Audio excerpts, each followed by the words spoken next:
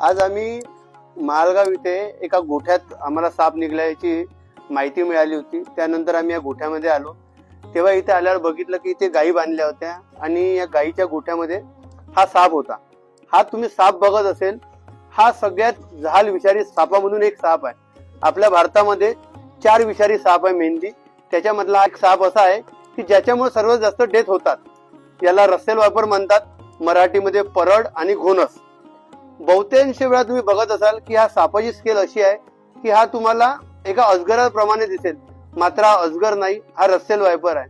One of the most deadly snake in India या सापाला म्हणतात. तर या सापाला तुम्ही याची बघत असाल, त्याच्यावर जे बँड बनले आहे त्याच्यावरून तुम्ही याची ओळख करू शकता. आणि याचं जे हेड आहे ते थोडं त्रिकोणी आकाराचं आहे. आणि हा साप याला मिस्टर 360 पण म्हणतात. यासाठी म्हणतात कारण की हा 360 अँगल मध्ये पण तुम्हाला चावू शकतो. आणि भरपूर लोक शेतामध्ये किंवा गावामध्ये म्हणतात की या सापाने फूक जर मारली तर आमचं अंग चढतं, पण असं नाही. हा साप इतका फास्ट आहे, फ्रॅक्शन ऑफ सेकंड मध्ये बाईट करून आपल्या जागेवर वापस येऊन बसतो. आता हा साप सर्वात जास्त तुम्हाला आढळून येईल कारण शेतामध्ये सगळ्यात जास्त हा साप आढळून येते. आता पण तुम्ही बघत असाल की आजूबाजूला इथे शेत आहे आणि इथे हा मिळाला.